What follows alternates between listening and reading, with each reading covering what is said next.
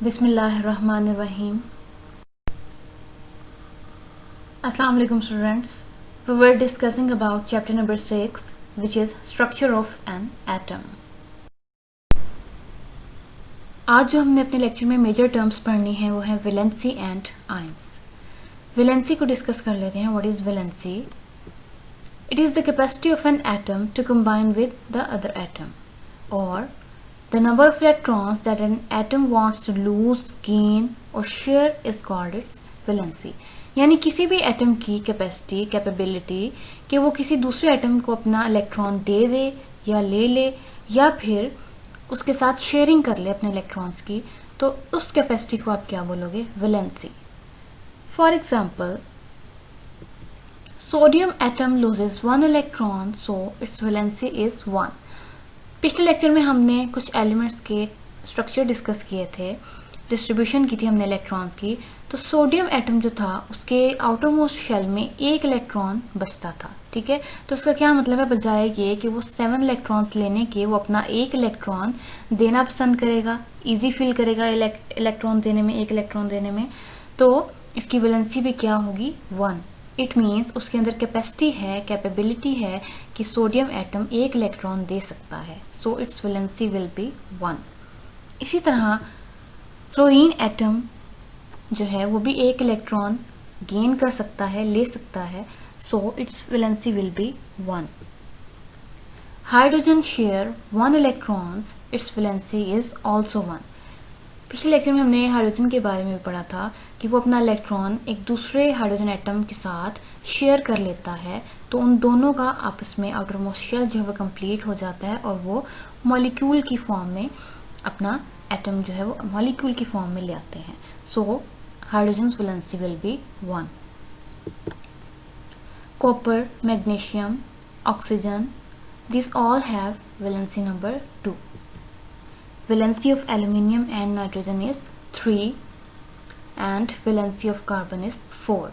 Carbon के भी outermost shell में 4 electrons होते हैं, so it has capacity to take or give 4 electrons, so its valency will be 4.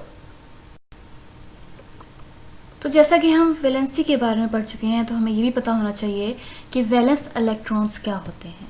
Electrons present in the outermost shell, यानी ऐसे electrons जो कि बिल्कुल आखिरी शेल में प्रेजेंट हो किसी भी एटम के, उनको हम क्या बोलेंगे? Valence electrons. जैसा कि पिक्चर में शो हो रहा है कि न्यूक्लियस के बाद फर्स्ट शेल के बाद second shell and third shell यहाँ पर लास्ट शेल है, और उसमें जितने भी इलेक्ट्रॉन्स हैं वो सब के सब क्या होंगे? वैलेंस इलेक्ट्रॉन्स, क्योंकि वो इस एटम के आखिरी शेल में प्रेजेंट है, आउटर मोस्ट शेल में प्रेजेंट है. So these will be called valence shells electrons, valence electrons. For example, sodium has 1 electron in its outermost shell, which is called valence electron. And in case of nitrogen, there are 5 electrons in its outermost shell, and these are called valence electrons. So, in case of sodium, there is 1 electron present in its outermost shell, so this electron will be called valence electron, and sodium valency will be 1. In aluminium case, there are 3 valence electrons present, and its valency will be 3. Now what is ion? An atom with positive or negative charge is called ion.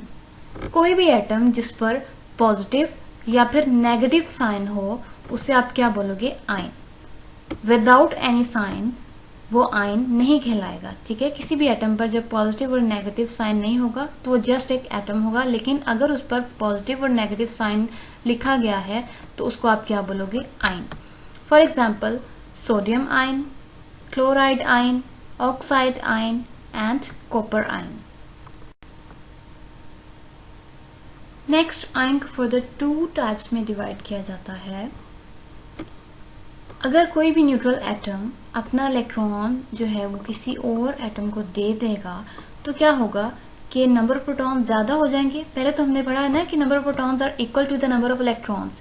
अब electron देने से क्या होगा, इसके number of protons ज़्यादा हो जाएंगे और इस पर पॉजिटिव साइन आ जाएगा और इसको हम क्या बोलेंगे, कैटाइन। इन केस अगर न्यूट्रल एटम गेन कर लेता है इलेक्ट्रॉन्स, ठीक है, इलेक्ट्रॉन्स उसमें एडअप हो जाते हैं उस एटम में, तो होगा क्या, उस पर नेगेटिव चार्ज आ जाएगा। It means number of electrons ज़्यादा हो जाएंगे नंबर ऑफ प्रोटॉन से, तो उस पर नेगेटिव साइन आ जाएगा। तो ऐसे आयन को हम क्या बोलेंगे, A9. We will discuss cation with proper definition. Its definition is when an atom releases its one or more electrons from the outermost shell, the number of protons more than that of the electrons, it becomes a positive ion or cation. यानी कि protons का number जो है वो electrons के number से ज़्यादा हो जाता है। क्यों? क्योंकि उसमें से हमने इलेक्ट्रॉन्स रिमूव कर दिए हैं। उस केस में क्या होता है कि उस आयन पर पॉजिटिव चार्ज आ जाता है और उसे हम क्या बोलते हैं, कैटाइन। यहाँ पर कुछ हमें एग्जांपल्स दी गई हैं कैटाइन्स की। फॉर एग्जांपल हाइड्रोजन आयन है, H1 पॉजिटिव, सोडियम आयन दिया गया है Na+1, सिल्वर आयन के बारे में बताया गया है Ag+1, magnesium +2, aluminium +3 and potassium +1, calcium +2। अब ये जो 1, 2, 3 लिखा गया है, ये नंबर बताया गया है कि कितने इलेक्ट्रॉन्स गेन या लूज किए गए हैं किसी भी एटम में से। Now what are anions? When an atom absorbs one or more electrons in its outermost shell, the number of electrons increases, it becomes a negative ion or anion. जब किसी भी एटम में से होता क्या है कि इलेक्ट्रॉन्स जो है वो एडअप हो जाते हैं, तो नंबर ऑफ इलेक्ट्रॉन जो है बढ़ जाता है नंबर ऑफ प्रोटॉन से। तो इस केस में क्या होता है कि उस आयन पर नेगेटिव साइन आ जाता है, नेगेटिव चार्ज आ जाता है और उसे क्या बोलते हैं, A9.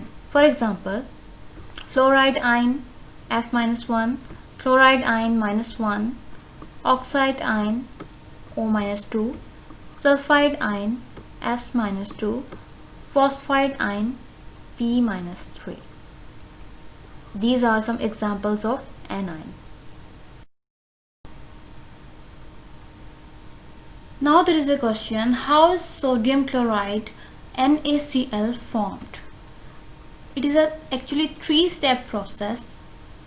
First step is one electron transfers from sodium to chlorine atom.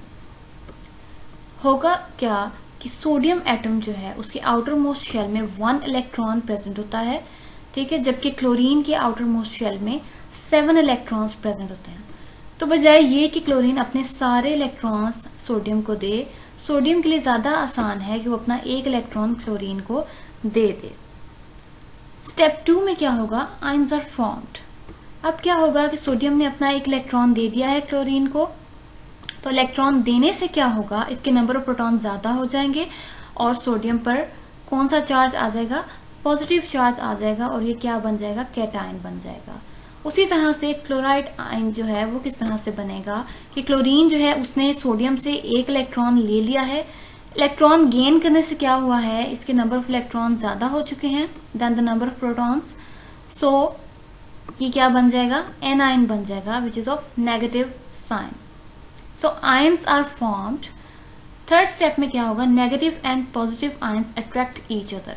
ये बात हम लोग पहले भी पता है कि पॉजिटिव और नेगेटिव आयंस जो है आपस में एक दूसरे को अट्रैक्ट करते हैं, खींचते हैं एक दूसरे की तरफ।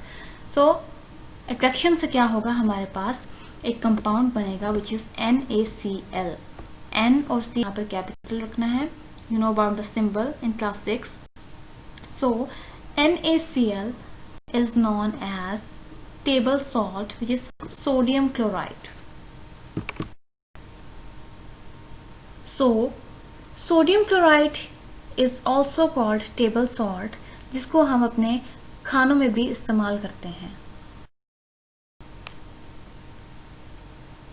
Find the number of electrons released or gained for each element. यहाँ पर आपको कुछ एलिमेंट्स बताए गए हैं और उनका वैलेंसी नंबर बताया गया है।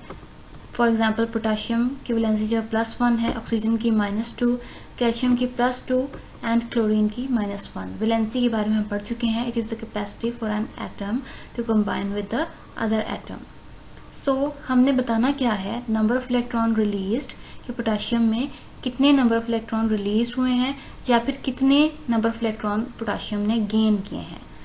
सो +1 में प्लस साइन क्या शो कर रहा है, अभी हमने पढ़ा है कि प्लस साइन क्या बताता है कि it is a cation. Cation में क्या होता है कि आपके नंबर ऑफ इलेक्ट्रॉन्स जो हैं वो कम हो जाते हैं। कम कैसे होते हैं, आप अगर किसी दूसरे एटम को अपने इलेक्ट्रॉन्स दे दो, ठीक है, तो देने से क्या होगा कि पोटाशियम ने अपना इलेक्ट्रॉन क्या किया है, रिलीज किया है। कितने इलेक्ट्रॉन रिलीज किए हैं, 1 इलेक्ट्रॉन रिलीज किया है। इसका मतलब गेन्ड वाला जो पोर्शन है वो ब्लैंक रहेगा। ऑक्सीजन की बात कर लेते हैं। ऑक्सीजन में माइनस का साइन है, इसका क्या मतलब है, यहाँ पर इलेक्ट्रॉन्स का नंबर ज्यादा हो गया है, इसमें इलेक्ट्रॉन्स एडअप हुए हैं। कितने एडअप हुए हैं, 2 इलेक्ट्रॉन्स एडअप हुए हैं।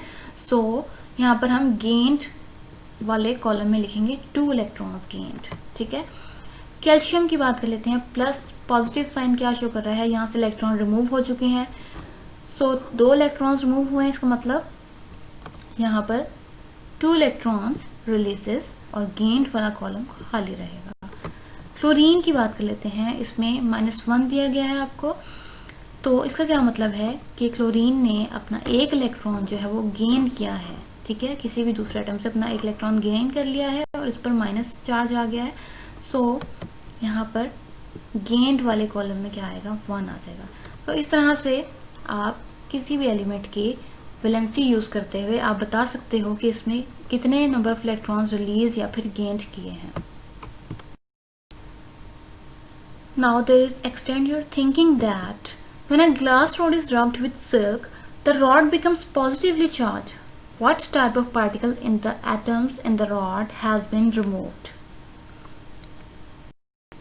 So its answer will be electrons will be removed. होता क्या है एक्चुअली, अगर आप सिल्क के कपड़े को किसी भी ग्लास रॉड से रब करते हो तो ग्लास रॉड में जो इलेक्ट्रॉन्स हैं वो ट्रांसफर हो जाते हैं सिल्क के क्लॉथ पर, ठीक है, सिल्क पर ट्रांसफर हो जाते हैं इलेक्ट्रॉन्स।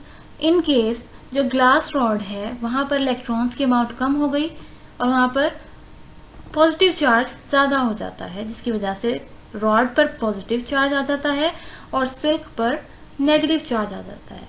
तो क्वेश्चन क्या था कि जो रॉड है उसमें से कौन से पार्टिकल रिमूव हो जाएंगे। तो यहाँ से रॉड से आपके पास इलेक्ट्रॉन रिमूव हो गए हैं और जो ट्रांसफर हो गए हैं वो सिल्क पर ट्रांसफर हो गए हैं। So here are some highlight points and there is long question number 2, what is an ion, how ions are formed. तो इसके आंसर में आप आयन से स्टार्ट करोगे, जहां से आयन का टॉपिक स्टार्ट हो रहा है। एन एटम विथ पॉजिटिव और negative charge is called ion.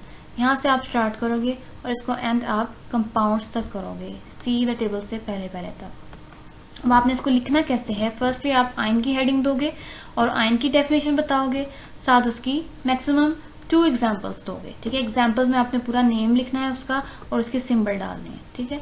उसके बाद आप कैटायन की हेडिंग दोगे। कैटायन की हेडिंग में आप कैटायन की डेफिनेशन लिखोगे और उसके बाद उसके एग्जाम्पल्स की हेडिंग देकर जो नीचे बॉक्स में टेबल में आपको एग्जाम्पल्स दी गई हैं उसमें से कोई सी भी 2 एग्जाम्पल्स आप लिख लोगे। उसके बाद आप एनायन की हेडिंग दोगे, उसी तरह से एनायन की डेफिनेशन लिखोगे। उसके बाद हेडिंग दोगे आप एग्जाम्पल की और उसमें नीचे टेबल में से कोई भी 2 एनायंस की एग्जाम्पल्स लिख दोगे। यहाँ तक आपका लॉन्ग क्वेश्चन नंबर 2 जो है वो कंप्लीट हो जाएगा। यहाँ तक आपका वैलेंसी एंड आयंस का टॉपिक कंप्लीट हो चुका है। आई होप कि आपको समझ में आ गई होगी। Thank you so much. अल्लाह हाफ़िज़।